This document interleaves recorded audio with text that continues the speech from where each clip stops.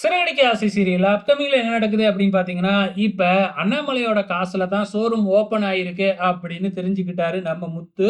இதுக்கப்புறம் சும்மா இருப்பாப்லயா? இதுக்கப்புறம் இந்த கடைக்கு ஓனர் அப்பா தான் அப்படிங்கிற மாதிரி புது பிரச்சனைய கொண்டு வராப்ல. அண்ணாமலை ஆரம்பத்துல வேணாம் அப்படின்னு சொல்லி பாக்குறாங்க.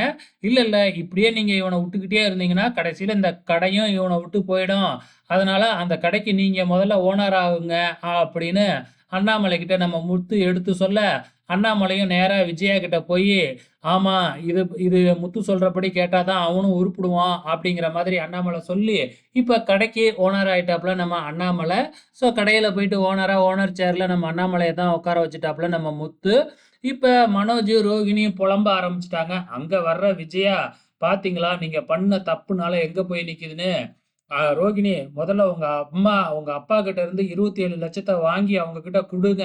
அப்பனா தான் அந்த கடை உங்க கைக்கு வரும். அப்படின்னு நம்ம ரோகிணி கிட்ட 27,00,000 நம்ம விஜயா கேட்க ஆரம்பிச்சுட்டாங்க.